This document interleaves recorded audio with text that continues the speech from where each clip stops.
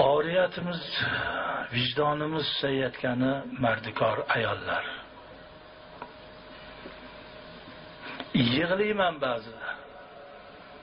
Bir bo'yiga yetgan 16 yashar qiz varrak bor, shamolda uchiradigan varrak. Shuni ko'tarib turib sotaman. Nochor bo'lmasam erga tegadigan bir chiroyli qiz varrak sotadimi? Varrakni ko'chada ushlab turibdi.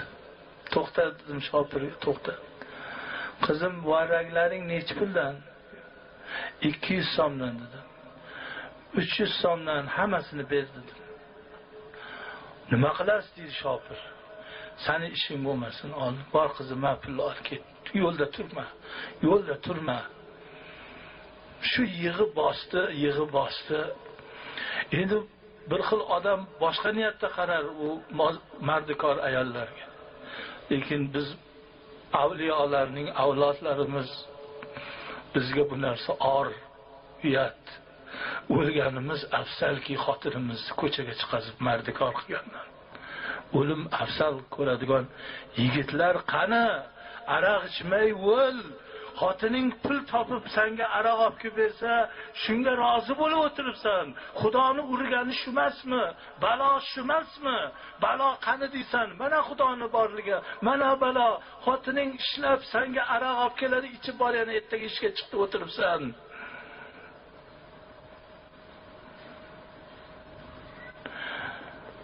Bu yig'laydigan holat, mustaqil, istiqlol, bunday shukr ne'mat qilish, qancha erkak harakat qilsa barakotini beradi. Namoz yo'qda, ibodat yo'q, Xudodan so'rash yo'q.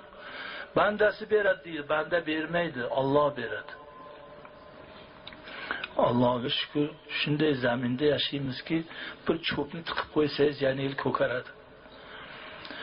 Makkada, Madinada bir daraxtni ko'kartirish uchun $3000 ketar ekan. Bitta ko'chatni ko'kartirish uchun suv yo'qda uni yasama qilinadi.